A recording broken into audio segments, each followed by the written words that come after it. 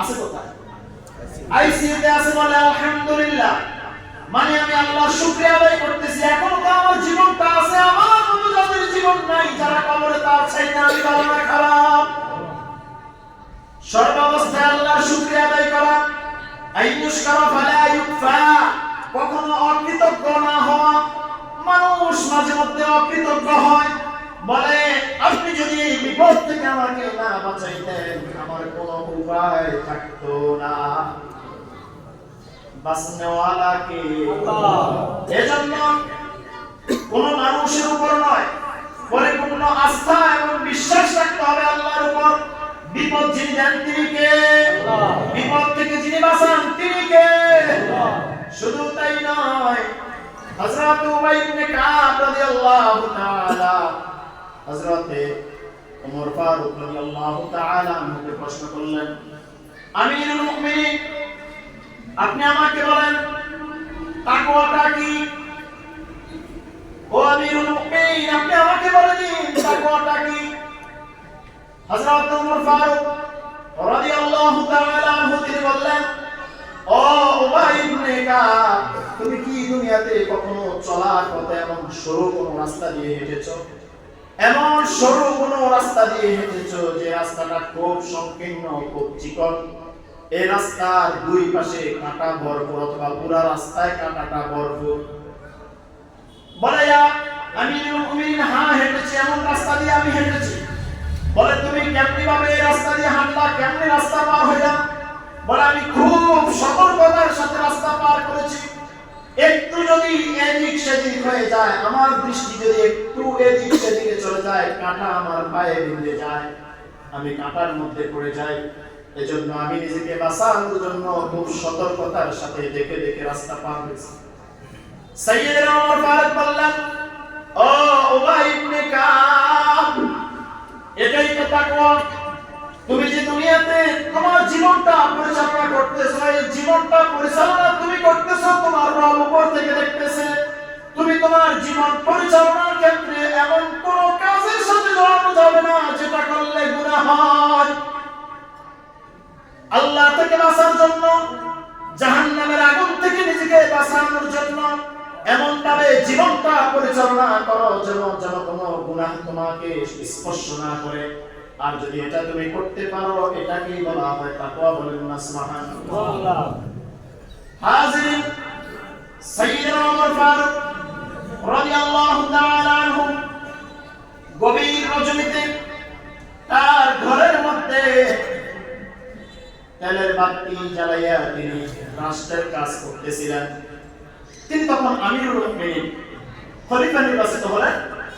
তো খলিফা নির্বাচিত হওয়ার পর গভীর রজনী তিনি কুফরি জ্বালিয়ে তার রাষ্ট্র পরিচালনার কাজ করতেছিলেন। এমন সময় হঠাৎ করে তার এক আত্মীয় এসে সালাম দিল, আসসালামু আলাইকুম ইয়া আমিরুল মুমিনিন। আমিরুল মুমিনিন তার সালামের জবাব দিলেন। জবাব দেওয়ার সাথে সাথে টুপিটা ফু দিয়ে নিভিয়ে দিলেন। ওই মেহমান জিজ্ঞেস করলেন, ইয়া আমিরুল মুমিনিন, কিছু বুঝলাম না, আপনি টুপি জ্বালিয়ে জ্বালিয়ে তখন কাজ করতেছিলেন, যে মাত্র আমি সালাম দিয়ে ঘরে প্রবেশ করলাম আপনি টুপিটা নিভিয়ে দিলেন, অন্ধকারাচ্ছন্ন হয়ে গেল, এটার কারণ কি? আমিরুল মুমিনিন বলতেছে, আমার ভাই, আমি এতক্ষণ রাষ্ট্র পরিচালনার কাজগুলো করতেছিলাম রাষ্ট্রের টাকা দিয়ে, জ্বালানো তেলের বাতি দিয়ে। আমি যে বাতিটা জ্বালাইছিলাম এটা রাষ্ট্রের টাকা, রাষ্ট্রের টাকা দিয়ে এটা তেল কিনা হয়েছে। এই কুপিটা আমি জ্বালিয়েছি রাষ্ট্রের টাকা খরচ করা, আমি কাজও করতেছিলাম রাষ্ট্রীয় কাজ। রাষ্ট্রীয় টাকার কিনা তেল দিয়ে রাষ্ট্রের কাজ পরিচালনার জন্য আমি আসি। তোমার সাথে আমি যে এখন কথা বলবো, তুমি তো রাষ্ট্রের কোনো কিছুই না, তুমি আমার মেহমান। এজন্য রাষ্ট্রের তেল জ্বালিয়ে জ্বালিয়ে আমি তোমার সাথে কথা বলতে পারবো না, এটার জবাবও আমাকে আল্লাহর কাছে দিতে হবে। তাকওয়া দেখছেন, তাকওয়া আল্লাহর ভয়ের নমুনা দেখছেন। হাজিরিন, এজন্য আল্লাহ পাক সূরা আলে ইমরানের 102 নম্বর আয়াতের মধ্যে বললেন, ওয়ালা তামুতুন্না ইল্লা ওয়া আনতুম মুসলিমুন। তোমরা তোমরা মুসলমান না হয়ে মৃত্যুবরণ করিও।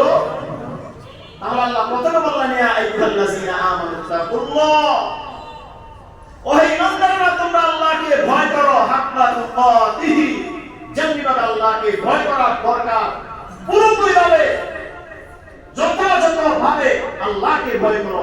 ওয়ালা তামুতুন্না, মৃত্যুবরণ করিও না ইল্লা ওয়া আনতুম মুসলিমুন, যতক্ষণ না মুসলমান না হও।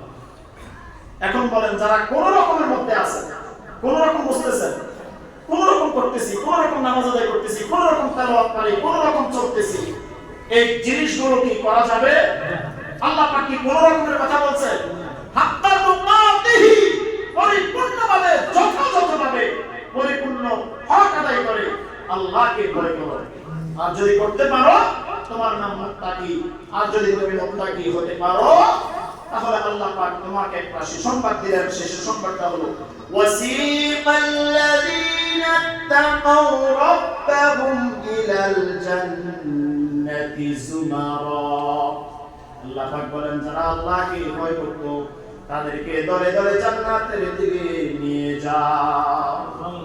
যারা আল্লাহকে ভয় করত তাদেরকে কোথায় নিতে বলবে আল্লাহ? জান্নাতে যেতে চাই? আমরা কি জান্নাতে যেতে চাই? আমরা কি মুত্তাকি হতে চাই?